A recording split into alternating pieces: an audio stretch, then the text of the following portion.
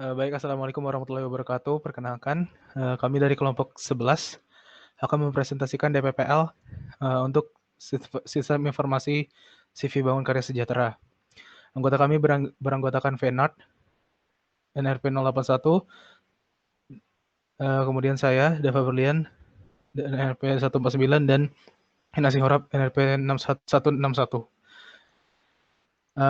Kita langsung saja ke lingkup masalah ya.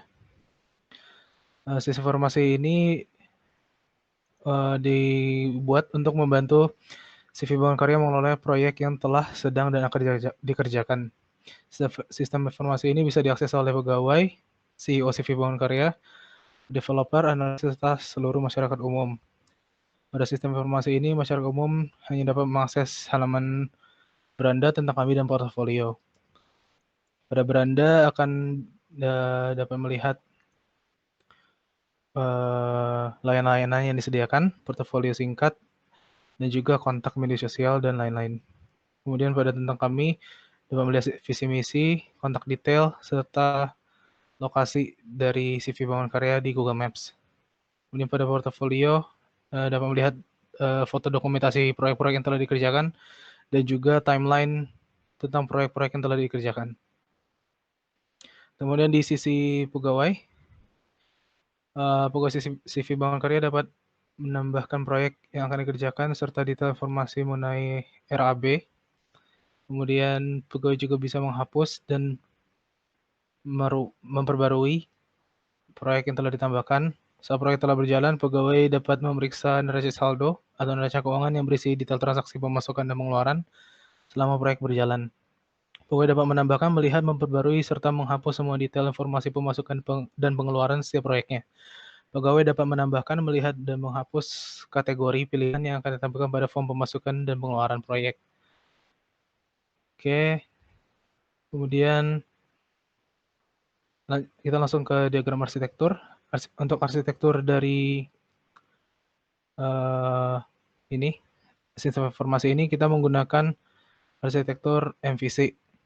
Jadi MVC ini digunakan karena kita ingin memisahkan dengan jelas mana yang berhubungan langsung dengan database, mana yang menghubungkan antara database dengan view yang akan dilihat oleh user, dan mana yang hanya akan hanya akan ditampilkan oleh sistem ke user. Pada MVC ini terdiri dari 3 komponen: model view controller, model seperti yang saya sebutkan tadi, proses bisnis tidak ada di sini, hanya berhubung dengan data. Kemudian view untuk menampilkan, dan juga controller untuk menghubungkan view dan model tadi.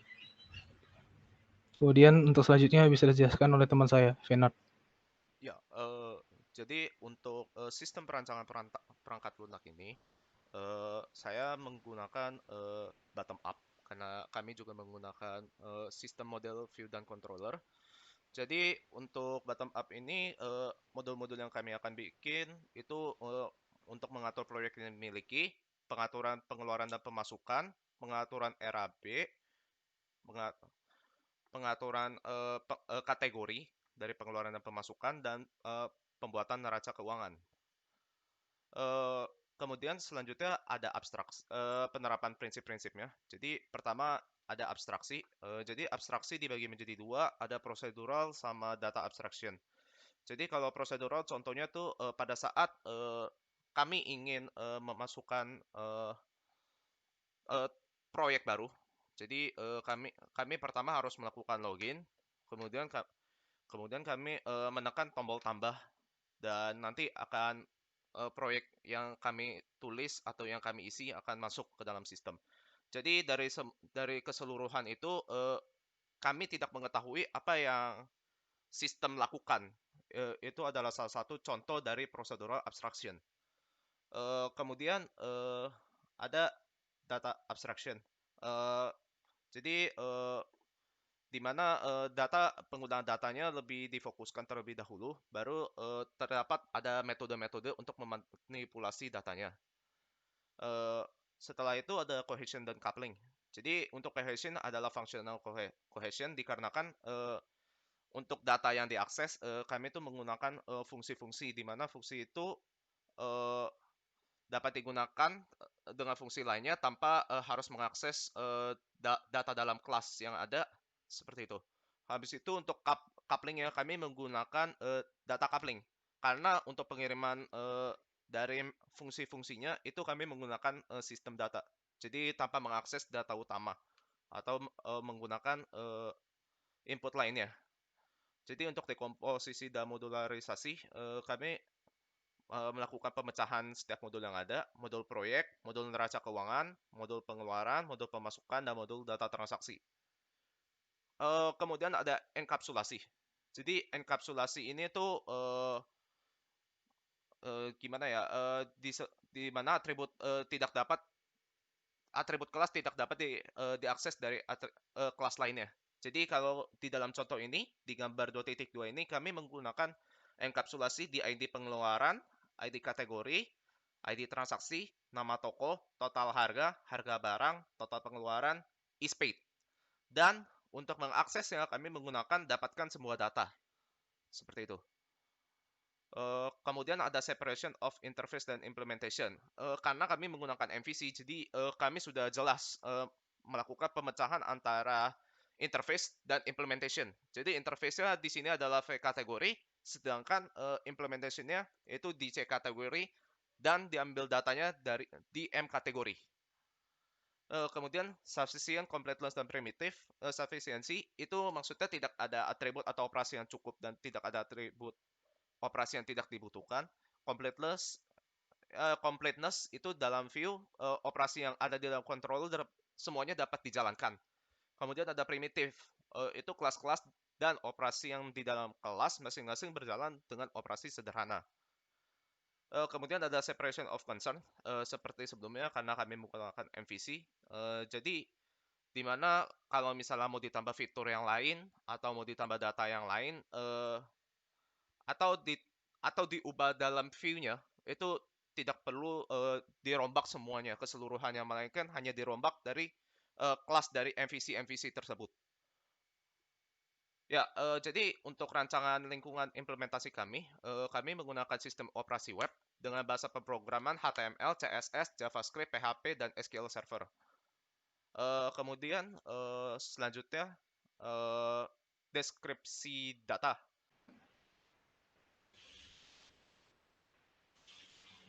Ya, maaf sebelumnya.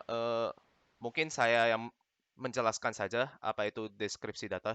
Jadi dari CDM ini, secara kesimpulan garis besarnya, ini terdiri dari proyek, dari log transaksi. Log transaksi ini tuh adalah log antara pemasukan dan pengeluaran, di mana total uangnya, misalnya pemasukan, maka total uangnya adalah total uang pemasukan. Sedangkan kalau misalnya ada log transaksi pengeluaran, maka total uangnya adalah total uang dari keseluruhan pengeluaran. Kemudian dari pemasukan dan pengeluaran tersebut itu ada kategori, di mana kategori itu ada penanda apakah dia kategori masuk atau dia kategori keluar. Kemudian dari pengeluaran juga ada tambahan yaitu foto nota, di mana foto nota ini dalam satu foto nota terdapat multiple pengeluaran seperti itu. Dan kemudian selanjutnya ada RAB, di mana RAB ini dibuat sebelum dilakukan pemasukan dan pengeluaran, sehingga hanya mengambil dari kategori yang ada untuk baik dari untuk pengeluaran, maaf, untuk pengeluaran saja. Kemudian RAB ini di-connect dengan proyek yang ada. Kemudian untuk karena uh, CDM-nya sudah ada, maka berikut adalah PDM-nya. Ya. Uh, Kemudian di sini penjelasan struktur tabel proyek ya. Jadi ID proyek, nama proyek, lokasi klien, alamat klien, nomor telepon ISDAN untuk proyek. Kemudian log transaksi ada ID transaksi, keluar masuk, tanggal transaksi, total uang. Kemudian pemasukan ada ID pemasukan, ID transaksi, ID kategori, sumber pemasukan, total pemasukan. Kemudian pengeluaran ada ID pengeluaran, ID kategori, ID transaksi, ID foto, nama toko, total barang, harga barang, total pengeluaran, is paid. Kemudian ada foto nota, ID foto, dan foto. Kemudian ada lagi kategori. Jadi ID kategori, nama kategori, is masuk keluar. Is masuk keluar ini untuk penanda apakah dia untuk kategori pengeluaran atau pemasukan seperti sebelumnya. Ini mungkin saya salah tulis. Harusnya ini is masuk keluar harusnya untuk pemisahan antara keluar atau masuk. Kemudian ada RAB, ID RAB, nama RAB, harga satuan, dan total biaya. Berikut adalah kelas diagramnya. Mungkin teman saya yang lain mungkin bisa membantu menjelaskan. Ya, ini merupakan kelas diagram dari perangkat lunak web milik kami. Ya, seperti yang dijelaskan oleh Pak Brilian tadi, untuk keseluruhan modul dari program itu dibagi menjadi 3, yaitu model, controller, dan view. Ya, sebagai contoh aja ini untuk yang kategori yang pertama itu dia ada model kategori itu yang digunakan untuk menyimpan data-data terkait dengan kategori, kemudian kontrol kategori untuk mengatur outputting data dari model ke view. Kemudian yang view kategori itu cukup untuk menampilkan user interface yang akan dilihat oleh user. Ya, bisa dilanjut. Kemudian ini adalah desain pattern dari kelompok kami, yaitu desain pattern observer. Struktur diagramnya yang seperti berikut. Ya, untuk observer sendiri itu dibagi menjadi 3 garis besar, yaitu ada subjek, ada observer interface, dan observer.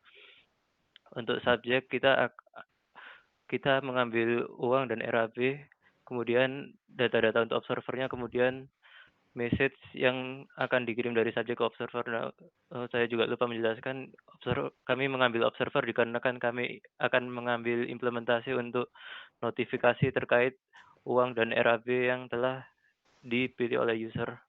Kemudian untuk observer interface, yaitu ada fungsi update yang akan kita gunakan untuk mengatur notifikasi tersebut akan diberikan ke masing-masing observer itu outputnya bagaimana. Kemudian untuk yang observer sendiri ada message from subject, yaitu untuk mengambil nilai dari subjeknya. Kemudian ada subjects, ada tipe data subject itu untuk mengatur subjek mana yang telah di-subscribe oleh observer. Kemudian static int sama int number itu untuk mengatur nomor observer untuk masing-masing observer.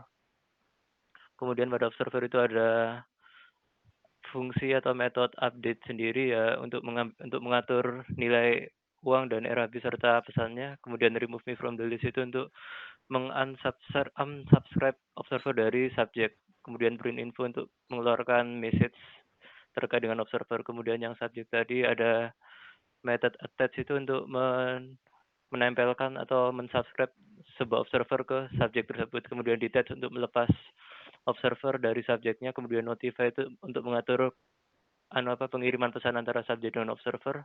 Kemudian create message itu untuk mengatur pesan dari subjek yang akan dikirim ke observer juga.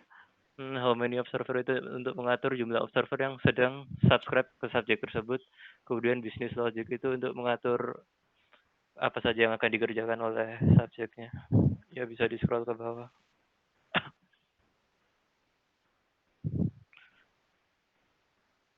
Ya, kemudian untuk atributnya tadi seperti yang saya jelaskan, ada money itu yang variabel yang digunakan untuk menyimpan jumlah uang saat kondisi anggaran sudah ditentukan. RAB itu untuk mengatur menyimpan jumlah RAB saat kondisi anggaran yang ditentukan. Observer itu untuk listing observer yang tadi seperti saya jelaskan. Kemudian message, pesan pada sisi subjek juga menyimpan pesan pada sisi subjek seperti yang saya jelaskan juga sebelumnya.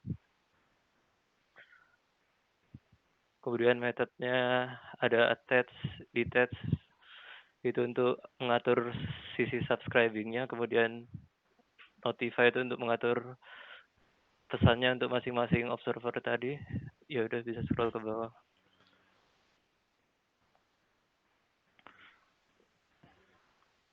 Ya, kemudian yang inti dari fungsi kami itu ya cukup fungsi update ini aja. Nanti update itu nanti fungsinya digunakan untuk mempassing detail terkait data-data yang diperlukan untuk notifikasi terkait RAB antara masing-masing observer tadi. Jadi masing-masing observer tadi kita update satu-satu. Ya, ini untuk yang message from subject itu pesan yang dari subjeknya tadi. Untuk subject itu data terkait subjek yang sedang di-subscribe oleh observer tadi untuk memilih subjek yang mana yang telah di-subscribe oleh observer. Kemudian static number sama number itu untuk mengatur numberingnya saja untuk masing-masing observer. Ya, metodenya juga sama tadi, update tadi seperti yang saya jelaskan sebelumnya untuk mengatur untuk mengatur money dan RAB untuk masing-masing observer. Jadi dia bakalan menghitung dulu untuk masing-masing observer, kemudian akan dikirimkan kembali ke subjek, terus remove me from the list untuk menghapus observer dari list subjek tadi, kemudian print info merupakan metode yang digunakan untuk mengirimkan pesan dari observer ngupdate lagi ke subjek. Mungkin ditunjukkan ini ya. Iya, programnya.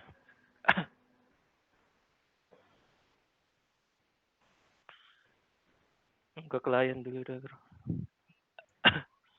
Ke paling bawah aja, jelasin kliennya. Jadi klien code-nya dari kita itu nanti dia bakal mengambil RAB dan cost-nya. Jadi nanti kita langsung menggunakan observer design pattern tadi untuk mengatur notifikasi apa aja yang bakal muncul. Jadi bisa langsung di-run. Terminalnya itu ada di bawah ini, jadi kita bakalan bikin masing-masing observer untuk mengatur pesan yang bakal dikeluarkan. Ya seperti itu tadi, untuk mengambil RAB dan cost-nya secara berurutan bisa dilihat pesannya berbeda-beda. Kalau mendekati dia akan mengirimkan pesan tersebut, ya kalau RAB-nya masih kurang maka ada pesannya itu, kalau udah melebihi maka dia juga akan mengeluarkan pesan.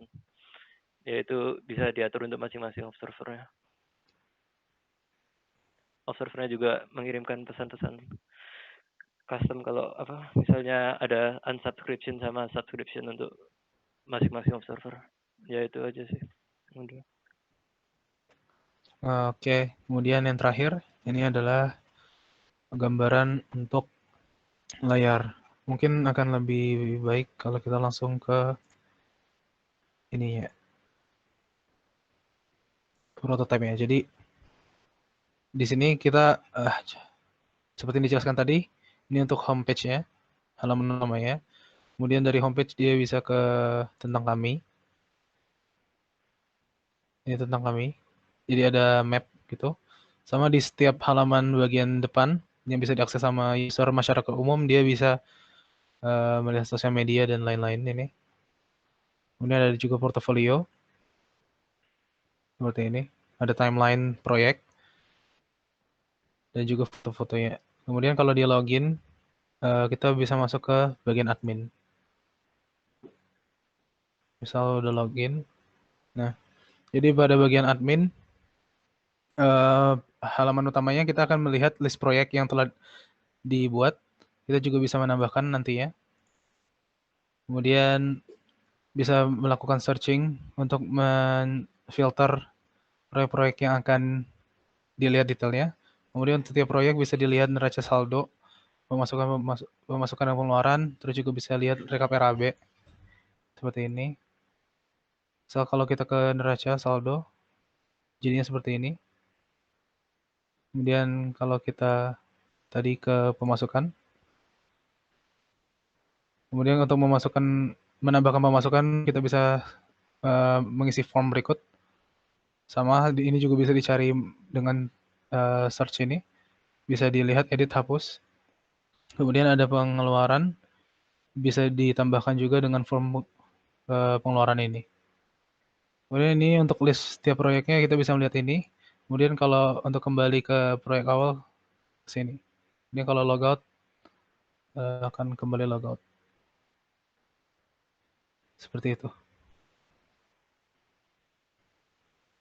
Mungkin sekian presentasi dari kelompok kami. Kurang lebihnya kami mohon maaf. Assalamualaikum warahmatullahi wabarakatuh.